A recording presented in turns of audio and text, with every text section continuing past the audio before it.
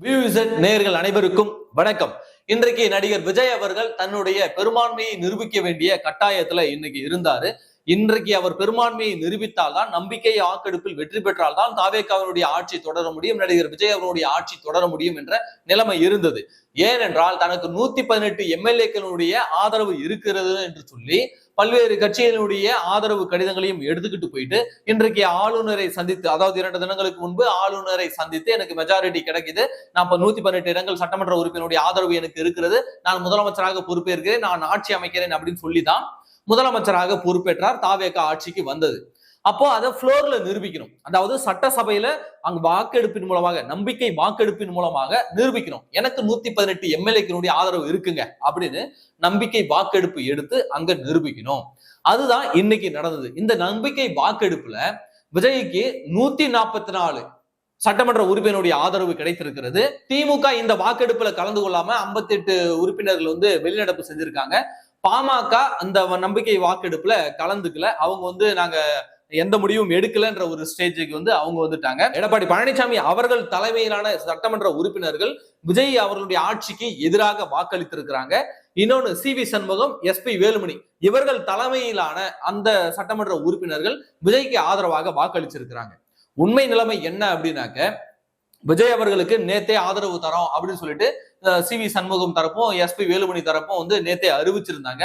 அதனாலதான் விஜய் தரப்பு எந்த பதட்டமும் இல்லாமல், எந்த சலனமும் இல்லாமல் அமைதியாக பதவியேற்புக்கு வந்தாங்க, அமைதியாக சட்டசபைக்கு வந்திருந்தாங்க. ஏன்னாக்க அவ்வளவு பிரஷரை இந்த திமுக கூட்டணி கட்சிகள் கொடுத்தது இந்த 2 நாட்கள்லயே. இந்த 2 நாட்கள்லயே திமுகவில் இருக்கக்கூடிய அந்த கூட்டணி கட்சிகள் அவ்வளவு பிரஷரை விஜய்க்கு கொடுத்திருந்தாங்க. என்னதான் ஆதரவு நாங்க தந்தாலும் அந்த விஜய் அவருடைய ஒவ்வொரு நடவடிக்கையுமே தொடர்ச்சியாக கடுமையாக விமர்சிச்சு வந்தாங்க. அதற்கு ஒரு உதாரணம் தான் அந்த ரத்தன் பண்டிட் என்பவரை, அதாவது விஜயனுடைய ஜோதிடரை அரசு பணியில அமர்த்தினது. விஜய்க்கு ஆலோசகராக அரசு பணியில அமர்த்தினதை கடுமையாக திமுகவுடைய கூட்டணி கட்சிகள் அத்தனை பேருமே கடுமையாக எதிர்த்தாங்க. அத்தனை பேருமே கடுமையாக எதிர்த்ததன் விளைவாக இன்றைக்கு அவருடைய பதவி பறிக்கப்பட்டு அந்த அரசாணை திரும்ப பெறப்பட்டிருக்கிறது. தேமுதிகவினுடைய பொதுச் செயலாளராக இருக்கக்கூடிய பிரேமலதா அவர்கள் கூட இன்றைக்கு சட்டசபையில் அவ்வளவு காட்டமா விமர்சிட்டு இருந்தாங்க. உங்களுக்கு ஜோசியத்துக்கு மேல நம்பிக்கை இருந்தா, உங்களுக்கு ஆஸ்தான குருவா இருந்தா அதை வீட்டுல வச்சுக்கிங்க, இந்த மாதிரி அரசு பதவியெல்லாம் கொடுக்க கூடாது அப்படின்னு சொல்லிட்டு அவங்க ஒரு பக்கம் மிதின்னு மிதிக்க, கடைசியில அந்த அரசாணை பின்வாங்கப்பட்டு அந்த ரத்தன் பண்டிட் என்பவர் அந்த பதவியிலிருந்து நீக்கப்பட்டிருக்கிறார். இது தவிர்க்கப்பட்டிருக்க வேண்டிய ஒன்று. ஏன்னா இப்படி போட்டா விமர்சனம் வரும் எல்லாருக்குமே தெரியும், அவர்களுக்கும் தெரிஞ்சிருக்கும், தெரிஞ்சுதான் போட்டாங்க. ஒருவேளை விமர்சனம் வந்தா நம்ம பின்வாங்கிக்கலாம் சொல்லி போட்டாங்களா என்னவோ. ஆனால் முதல் கோணல் முற்றிலும் கோணல்ன்ற மாதிரி முதல் அரசாணையே இவர்களால திரும்ப பெறப்பட்டிருக்கிறது. இவர்கள் போட்ட அந்த அரசாணைகள் திரும்ப பெறப்பட்டிருப்பது ஒரு பின்னடைவாக தான் பார்க்கப்படுகிறது. அப்படி இருந்தாலும் இப்படி ஒரு நிகழ்வு இருக்கிறது. பிரேமலதா அவர்களும் இவருடைய ஆட்சிக்கு எதிராக தான் வாக்களிச்சாங்க. இப்படியாக பல பிரஷர்களை திமுகவுடைய கூட்டணி கட்சிகள் யாரெல்லாம் இவர்களுக்கு ஆதரவு தந்தாங்களோ அவர்கள் எல்லாம் பிரஷர்களை கொடுத்துட்டு தான் இருந்தாங்க. அப்புறம் தமிழ் தாய் வாழ்த்து பாடல்ல நீங்க பண்ணது தப்பு அப்படின்னு சொல்லிட்டு கம்யூனிஸ்ட் கண்டிச்சிருந்தாங்க, பிசிகா கண்டிச்சிருந்தாங்க. இப்படியாக என்னதான் விஜய்க்கு ஆதரவு கொடுத்தாலும் அவர்கள் கண்டனம் தெரிவிச்சுட்டு இருந்தாங்க. நாங்க திமுக கூட்டணி தான் இருப்போம்னு ஒரு பக்கம் சொல்லிட்டு இருந்தாங்க. இந்த பக்கமும் அந்த பக்கம் இல்லாம 2 பக்கமும் ஆத்துல ஒரு கால் சேத்துல ஒரு கால்ன்ற மாதிரி வச்சுக்கிட்டு தான் இருந்தாங்க. அதனாலேயே தாவேகாவினருக்கு ஒரு நிம்மதி இல்லாத நிலைமை வந்துருச்சு. ஒரு நிம்மதி இல்லாத நிலைமை. விஜய் அவர்களுக்கும் தூக்கம் வந்திருக்காது. இவங்களை வச்சுட்டு என்ன பண்றது, இவன் எப்போ வேணாலும் பிச்சுக்கிட்டு போவானே, எப்போ வேணாலும் ஆட்சியை கவிழ்ப்பானே அப்படின்னு சொல்லிட்டு. ஆனா இந்த பக்கம் அப்படியே சி.வி. சண்முகம், எஸ்.பி. வேலுமணி இவர்களுடைய ஆதரவு கிடைக்குது, இவருடைய ஆதரவை நம்ம தட்டி தூக்கிடலாம் அப்படின்ற முடிவுக்கு வந்ததுக்கு பிறகுதான் விஜய் தரப்பு அமைதியானது. அதன் பிறகுதான் கம்யூனிஸ்டோ விசிகாவோ நீங்க போறதா இருந்தா போங்க, எங்களுக்கு இந்த பக்கம் 25 பேர் ஆதரவு கொடுக்குறாங்க அப்படின்னு ஸ்ட்ராங்கா நின்னாங்க. அதன்படியே இன்றைக்கு ஆதரவும் கொடுத்திருக்கிறாங்க. சட்டசபையில எஸ்.பி. வேலுமணி, சி.வி. சண்முகம் தரப்பு, அதிமுக தரப்பு அவர்கள் ஆதரவு கொடுத்திருக்காங்க. அதன் விளைவாக 144 சட்டமன்ற உறுப்பினரோடு பெரும்பான்மையோடு இன்றைக்கு அந்த நம்பிக்கை வாக்கெடுப்புல வெற்றி பெற்றிருக்காங்க. இப்போ கம்யூனிஸ்டுகள் இவர்கள் கூட இருந்தாலும் இவர்களுக்கு பிரச்சனை இல்ல, பிசிகா இவர்கள் கூட இருந்தாலும் இவங்களுக்கு பிரச்சனை இல்லை, போறதா இருந்தா போய்க்கோ அப்படின்னு சொல்லிட்டு நிறுத்திடுவாங்க.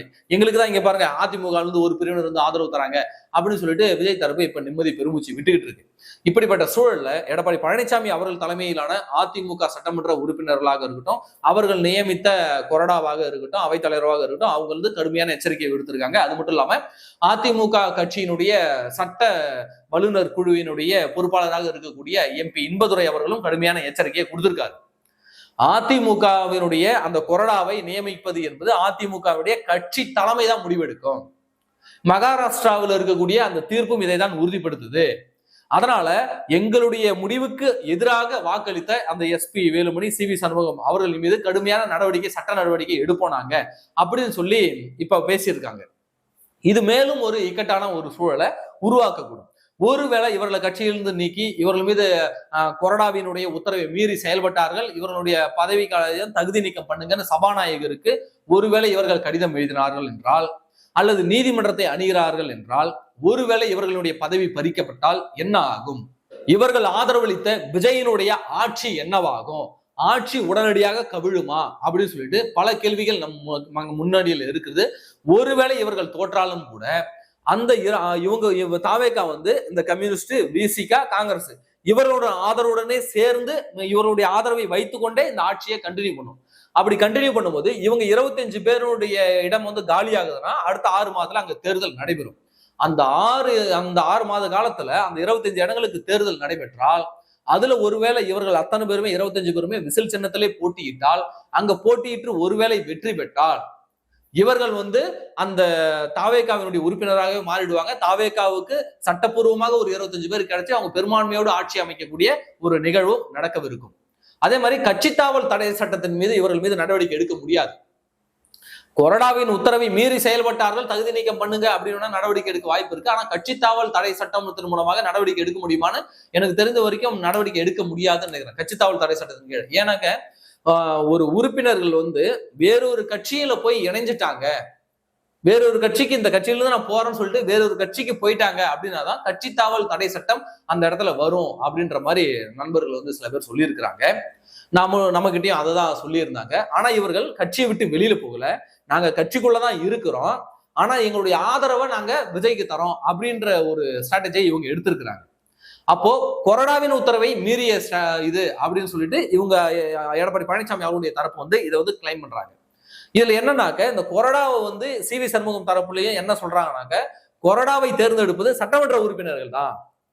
இப்போ ஒரு கட்சி இருக்குது, சட்டமன்றத்துல ஒரு 30 எம்எல்ஏக்கள் இருக்கிறாங்க, அந்த 30 எம்எல்ஏக்கள் ஒண்ணு சேர்ந்து ஒரு கொறடாவை தேர்ந்தெடுக்கணும். அப்படி இல்லையா 2 பேரும் பிரிஞ்சு 17 பேர் ஒரு பக்கம், 12 பேர் ஒரு பக்கம், இந்த மாதிரி பிரிஞ்சு இருந்து நாங்க தான் கொறடா, எங்களுக்கு தான் கொறடா கொடுக்கணும் அப்படின்னு கேட்டாங்கன்னாக்க பெரும்பான்மை யார் இருக்கோ அவங்கள பார்த்து கொறடா கொடுப்பாங்க அப்படின்னு சி.வி. சண்முகம் தரப்பு சொல்லுது. இந்த பக்கம் எடப்பாடி பழனிசாமி தரப்பு இல்ல இது கட்சி தலைமை தான் முடிவெடுக்கும் அப்படின்னு இவங்க சொல்றாங்க. அதனால இந்த முடிவுகள் என்பது இப்ப சபாநாயகர் கைகள்ல இருக்கு. ஒருவேளை இவர்கள் மீது இந்த 25 பேரின் மீது விஜய்க்கு ஆதரவு தெரிவித்த வாக்களித்த இந்த 25 பேரின் மீது நடவடிக்கை எடுக்கப்பட்டால் மீண்டும் தமிழ்நாடு அரசியல் களம் ஒரு இடைத்தேர்தலை சந்திக்கும். எப்படி ஒரு 18 எம்எல்ஏ ஓபிஎஸ் கூட போயிட்டு அவங்க எல்லாம் தகுதி நீக்கம் செய்யப்பட்டு மறுதேர்தல் நடத்தப்பட்டதோ அதே போல இப்பொழுதும் தேர்தல் நடத்துவதற்கான வாய்ப்பு இருக்கு. இந்த தேர்தல்ல மீண்டும் ரெட்டலை போட்டியிடுமா? ஏன்னா இவங்க எல்லாம் ரெட்டலையில் நின்று தான் ஜெயிச்சாங்க. இவங்க ஒருவேளை விசில் நின்று போட்டியிட்டாங்க அப்படின்னாக்க அந்த கட்சியினுடைய அடிப்படை உறுப்பினராக மாறிடும். ஏன்னா ரெட்டலை இப்ப அதிமுக எடப்பாடி பழனிசாமி கிட்ட இருக்கு. ரெட்டலையில இவங்களால திரும்ப அதே இடத்துல போட்டியிட முடியாது. அப்ப கண்டிப்பா அவங்க விசிலாலதான் விசில் சின்னதான் போட்டியிடுவாங்க. அப்போ ஒரு 6 மாசத்துக்கு முன்னாடி ரெட்டலையில நின்று ஜெயிச்சவங்க மீண்டும் விசிலுக்கு நின்று ஓட்டு கேட்கும் பொழுது அது எப்படி டிரான்ஸ்பர் ஆகும், களத்துல அந்த மக்கள் என்ன மனநிலையில இருப்பாங்க என்பது நம்ம ஒரு முடிவு செய்ய முடியாத ஒரு நிகழ்ச்சியாக இருக்கிறது. இவ்வாறு தொடர்ச்சியாக குழப்பங்கள் போய்கிட்டு இருக்கு. எந்த குழப்பமாக இருந்தாலும் விஜய் அவர்கள் தன்னுடைய ஆட்சியை காப்பாத்திக்கிட்டார். அங்க போய் இங்க போய் எப்படியோ விஜய் அவர்களுடைய ஆட்சியை காப்பாத்தினார். இதுல லாட்ரி மார்டின் குரூப்பினுடைய ஆதிக்கம் எல்லா கட்சிகளிலும் இருக்கு. எல்லா கட்சியிலும் எல்லா மட்டத்திலும் அவர்கள் ஊடுருவி இருக்கிறார்கள் அப்படின்னு சொல்லிட்டு மிகப்பெரிய ஒரு அதிர்ச்சிகரமான தகவல்கள் தொடர்ச்சியாக வந்து கொண்டிருக்கிறது. அது மறுப்பதற்கும் இல்லை. ஏன்னா விஜய் அவர்கள் எஸ்பி வேலுமணி, சி.வி. சண்முகம் அவர்களை பார்க்க போகும்போது அங்க பாத்தீங்கன்னாக்க லீமா ரோஸ் அவர்களும் இருக்கிறாங்க. அவர்கள் தான் அந்த சந்திப்பை உறுதிப்படுத்துறாங்கன்ற தகவலை இந்த பக்கம் கொடுக்குறாங்க. அதற்கு காரணம் தாவேகாவிலிருந்து ஆதவர்ஜனா அதற்கு உதவுகிறார் அப்படின்னு ஒரு குரூப் சொல்லிக்கிட்டு இருக்கு. இப்படியாக லாட்ரி மார்டினுடைய தொடர்புகள் இந்த எல்லா அரசியல் கட்சிகள்லயுமே ஊடுருவி இருக்குன்னு சொல்லிட்டு எல்லாருமே சொல்லிக்கிட்டு இருக்காங்க. நிலைமை இப்படியாக போய்கிட்டு இருக்கு. விஜய் தன்னுடைய ஆட்சியை பாதுகாத்துக்கிட்டாரு. ஆனால் அதிமுகவில் ஏற்பட்டிருக்கக்கூடிய இந்த உச்சகட்ட சண்டை என்பது ஒரு முடிவுக்கு வரும்போது அது விஜயனுடைய ஆட்சிக்கும் ஒரு பேராபத்தாக நிற்கும். ஏன்னா விஜய்க்கு இன்றைக்கு ஆதரவளித்து வாக்களித்த அந்த 25 பேரும் தன்னுடைய பதவிகளை இழந்தால் மீண்டும் ஒரு நம்பிக்கை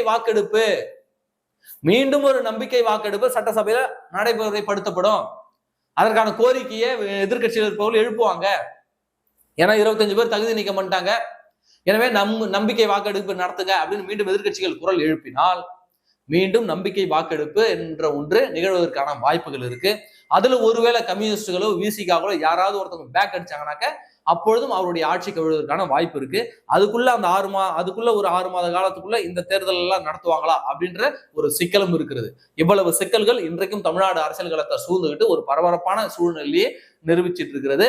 அதிமுக தொண்டர்கள் என்ன முடிவெடுக்க போறாங்க, அதிமுக நிர்வாகிகள் என்ன முடிவெடுக்க போறாங்க, ஒருவேளை இந்த 25 பேரை நீக்க போறாங்களா, நீக்கிட்டு அந்த தேர்தலை இடைத்தேர்தல் வச்சு அதுல மீண்டும் வெற்றி பெற்று தாவேகா ஒருவேளை பெரும்பான்மை பெறுமா, இல்ல ஒருவேளை இவங்களை நீக்கினாதானே அவங்க இடைத்தேர்தலை வச்சு அதுல தாவேகா போட்டிட்டு ஒருவேளை பெரும்பான்மை பெறுவான வாய்ப்பு இருக்கு, அதனால நம்ம இவங்களை நீக்கி விட வேணாம், கட்சி பதவிகளை மட்டும் புடிக்கிட்டு விடலாம் சொல்லிட்டு கட்சியிலிருந்து அத்தனை பேரையும் நீக்கி வைத்திருப்பார்களா என்பதை பொறுத்திருந்தான் பார்க்கணும். ஆனால் ஒவ்வொரு நடவடிக்கையும் மிக மிக மிக கவனமாக, அதாவது ஒவ்வொரு அடியையும் மிக மிக கவனமாக எடுத்து வைக்க வேண்டிய ஒரு சூழல் இன்றைக்கு அதிமுகவுக்கு வந்திருக்கிறது. மேலும் ஒரு பிளவு, மிகப்பெரிய பிளவு அதிமுகவுலனாக்க அது மிகப்பெரிய பாதிப்புகளை நிச்சயம் சந்திக்கும். ஆனா தொண்டர்கள், நிர்வாகிகள், அந்த சின்ன சின்ன நிர்வாகிகள், மாவட்ட அளவில் இருக்கக்கூடிய நிர்வாகிகள், ஒன்றிய அளவில் இருக்கக்கூடிய நிர்வாகிகள், தொண்டர்கள், இவர்கள் எல்லாம் ஒரு பக்கம் நிற்பதை நம்மளால் தொடர்ச்சியாக பார்க்க முடியுது. ஏன்னா நிறைய பேர் நான் கட்சியை விட்டு போறேன், நான் இத்துடன் என்னுடைய அரசியல் பயணத்தை முடித்துக் கொள்கிறேன்னு சொல்லிட்டு சமூக வலைதளங்கள்லாம் தொடர்ச்சியாக பதிவுகளை போட்டுக்கிட்டு இருக்காங்க. இதெல்லாம் நம்ம பார்த்துக்கிட்டு இருக்கிறோம். பொறுத்து இருந்தா பார்க்கணும் இவருடைய நடவடிக்கை என்ன, தலைவர்கள் என்ன நடவடிக்கை எடுக்க போறாங்க அப்படின்னு சொல்லிட்டு. இதுல சாமானிய மக்கள், ஒரு ஏழை எளிய கடைசி மற்ற தொண்டர் போய் நீங்க சிக்கிக்காதீங்க அப்படின்னு தான் நாங்க சொல்லுவோம். தலைமைகள் அவர்கள் சண்டை போடட்டும், அவர்கள் முடிவு எடுக்கட்டும், அவர்கள் ஆட்சி அதிகாரத்தை, அவர்களுடைய அதிகாரத்தை அவர்கள் கைப்பற்றட்டும். நீங்க எதுலையும் போயிட்டு இந்த இதுல நீங்க பலியாகிட்டாதீங்க. கொஞ்சம் அமைதிகாரங்க அரசியலை வேடிக்கை பாருங்க. நீங்க யாருக்கு ஆதரவு அளிக்கணும் நீங்க முடிவு பண்ணீங்களோ அவங்களுக்கு ஸ்ட்ராங்கான வலுவான ஆதரவை நீங்க கொடுங்க. அதுதான் உங்களால செய்ய முடியும். அதை தான் நீங்க செய்யணும். நன்றி.